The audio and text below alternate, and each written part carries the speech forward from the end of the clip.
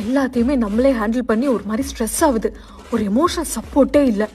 இவங்கிட்ட ஷேர் பண்ணுவோம்.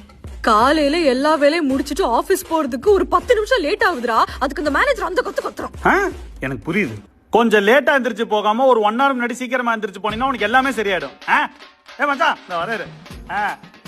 ஏய், வர வழியில வண்டியில பெட்ரோல் கம்மியா ஆயிடுச்சுடா. நான் கார் கண்ணாடி இறக்கி விட்டு டிரைவ் பண்ணிட்டே வந்தேன்னா ஒரே வேர்வை. ரொம்ப கஷ்டமாயிடுச்சுடா. வேத்துச்சா? ஆமா. கஷ்டமாயிடுச்சா? அப்ப வரப்ப பெட்ரோல் போட்டு வர வேண்டியதானே? இல்லன்னா நிறுத்துறப்பயோ பெட்ரோல் போட்டு நிறுத்தணும். பயங்கரமா தலைவலிக்குதுடா. தலைவலிக்குதா? ரொம்ப வலிக்குதா? அங்க பச்சை கலர் டப்பால ஒரு மாத்திரை திரும்ப எடுத்து ஒரு சரியாயிரும். எனக்கு என்ன படிப்பு இல்ல, அறிவு இல்ல, காமன் சென்ஸ் இல்லையா? எல்லா ப்ராப்ளம்ஸ்க்கான சொல்யூஷன் எனக்கு தெரியும். ஆனாலும் நான் உன்கிட்ட வந்து புலம்புறது ஒரு பாசத்துக்காக, ஒரு பேம்பரிங்காக. புரியுதா? இப்ப நான் வந்து பேம்பர் பண்ண சொல்யூஷன் எனக்கு வேணும். பிரச்சனைனா சொல்யூஷன் தானே தர முடியும்.